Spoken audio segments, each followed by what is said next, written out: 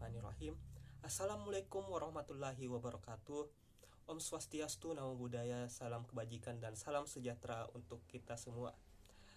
Kembali lagi bersama saya, Lindan Malik. Kali ini saya akan membahas tentang proses morfologi secara umum menurut ahli Profesor Dr. Samsuri MA PhD. Sebelum masuk ke materi, saya akan membahas sedikit apa itu morfologi. Morfologi adalah cabang ilmu linguistik yang memeriksa struktur kata dalam bahasa. Ini berkaitan dengan bagaimana kata-kata dibentuk dan bagaimana komponen makna yang disebut morfem digunakan untuk menciptakan kata-kata. Morfem adalah unit terkecil yang membawa makna. Ini berbeda dari pembagian kata berdasarkan suara. Morfem lebih tentang makna dari kata-kata. Penelitian morfologi membantu kita memahami cara kata-kata dibangun dan bagaimana mereka digunakan dalam komunikasi bahasa manusia.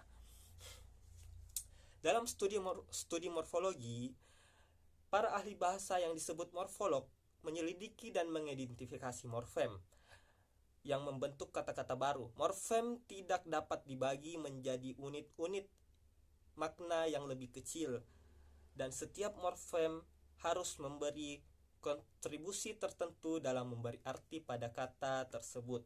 Dengan memahami morfologi, kita dapat mengeksplorasi struktur internal kata dan cara kata-kata ini diproses dan dipahami dalam bahasa sehari-hari. Oleh karena itu, morfologi adalah kunci untuk memahami komponen dasar dalam bahasa yang memungkinkan kita berkomunikasi secara efektif. Sekian pembahasan tentang morfologi secara singkat. Kembali ke materi tentang proses morfologi secara umum menurut Samsuri. Menurut Samsuri, proses morfologi mencakup 1. Afiksasi, 2. Reduplikasi, 3. Perubahan intern, 4. Suplisi, dan 5. Modifikasi kosong. Namun, dalam bahasa Indonesia yang bersifat aglutinatif, tidak terdapat data mengenai proses morfologis yang melibatkan perubahan intern, suplisi, dan modifikasi kosong. Oleh karena itu, proses morfologis dalam bahasa Indonesia hanya melibatkan afiksasi dan reduplikasi. Afiksasi. Menurut Samsuri, afiksasi adalah penggabungan akar kata atau pokok dengan afiks. Afiks terdiri dari 3 macam, yaitu awalan, sisipan, dan akhiran.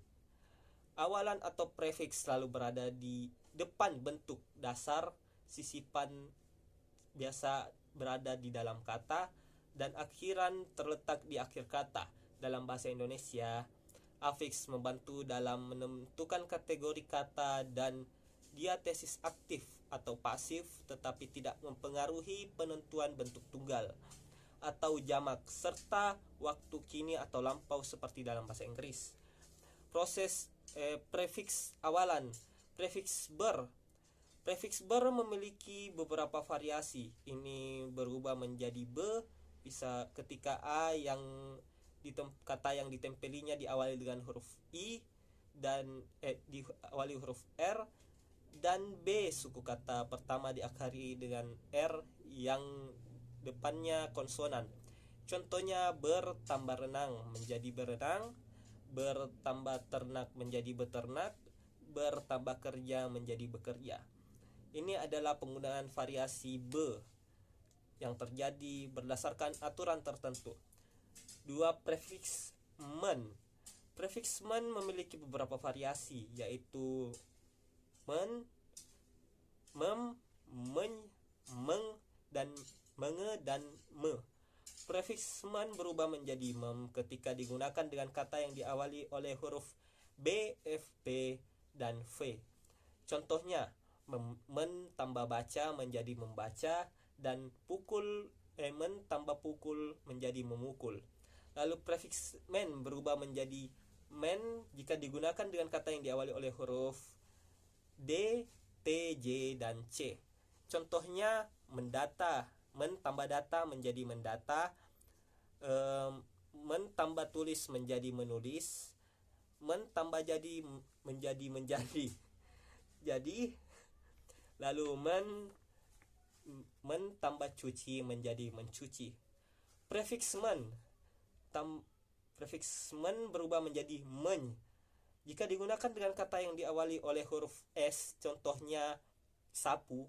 Men tambah sapu menjadi menyapu.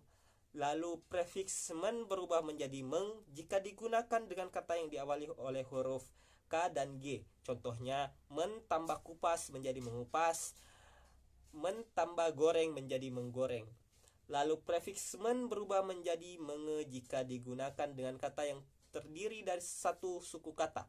Contohnya men tambah lap menjadi mengelap, dan men tambah bom menjadi mengebom, dan lagi men tambah bor menjadi mengebor. 3. Prefiks per. Prefiks per juga memiliki variasi pe dan pel. Prefiks per berubah menjadi pe jika digunakan dengan kata yang diawali oleh huruf r dan kata yang suku katanya berakhir dengan r. Contohnya per tambah rawat menjadi perawat, per tambah kerja menjadi pekerja.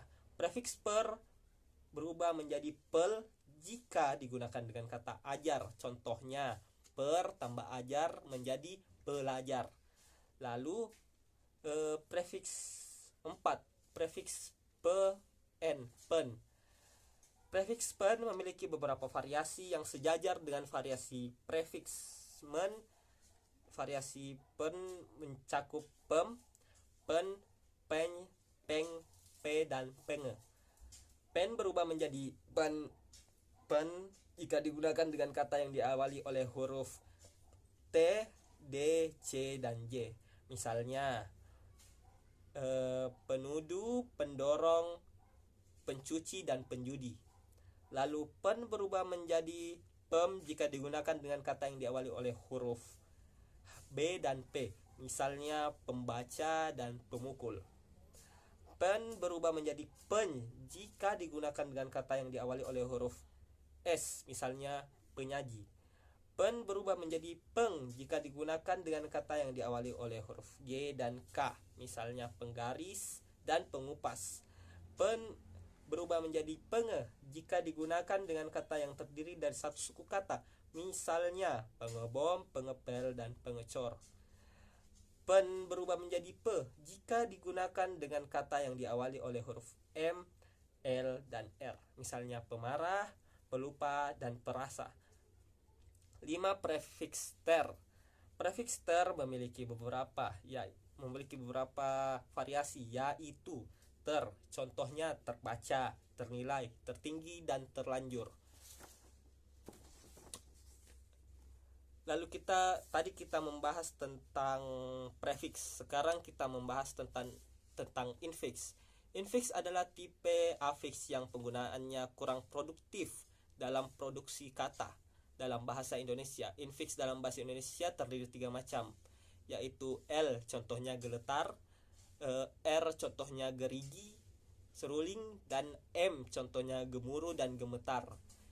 Lalu lagi kita ambil C, sufiks atau akhiran. Sufiks dalam bahasa Indonesia dapat berasal dari serapan asing seperti wan, wati, dan men. Namun akhiran yang asli terdiri dari an, kan, dan i. Sufiks an contohnya dalam ayunan, pegangan, dan makanan. Lalu sufiks i contohnya dalam memagari, memukuli, maupun meninjui. Lalu sufiks kan contohnya dalam memberikan, melemparkan. Sufiksnya contohnya dalam susahnya berdirinya. Lalu D, konfiks.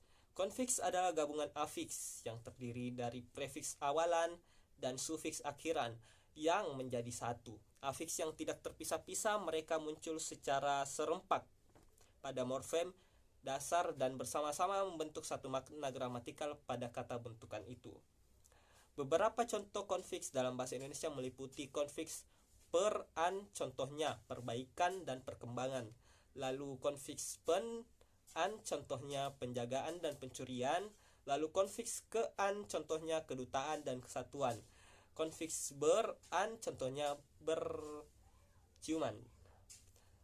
Lalu tadi kita membahas tentang afiksasi. Sekarang kita membahas reduplikasi. Reduplikasi adalah proses pengulangan kata dasar, baik secara keseluruhan maupun sebagian. Reduplikasi dalam bahasa Indonesia dapat dibagi menjadi beberapa jenis, seperti 1. Pengulangan keseluruhan. Dalam bahasa Indonesia, perulangan seluruh adalah pengulangan bentuk dasar tanpa perubahan fonem dan tanpa melibatkan proses afiks. Misalnya, orang menjadi orang-orang, lalu cantik menjadi cantik-cantik. Pengulangan sebagian. Pengulangan sebagian adalah pengulangan sebagian dari morfem dasar, baik bagian awal maupun bagian akhir morfem. Contohnya, tamu menjadi tetamu, berapa menjadi beberapa. Lalu, pengulangan dengan perubahan fonem. Pengulangan dengan perubahan fonem adalah ketika morfem dasar yang diulangi mengalami perubahan fonem. Contohnya, lauk pauk. Lauk menjadi lauk pauk.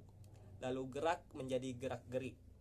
Lalu pengulangan berlebihan. Pengulangan berlebihan ini ketika bentuk dasar diulang secara keseluruhan dan mengalami proses pembubuhan afiks. Afiks yang dibubuhkan bisa berupa prefiks, sufiks, dan konfiks. Contohnya, batu menjadi batu-batuan, hijau menjadi kehijau-hijauan, dan tolong menjadi tolong menolong. Sekian dari saya. Terima kasih. Mohon maaf jika ada kesalahan. Wassalamualaikum warahmatullahi wabarakatuh.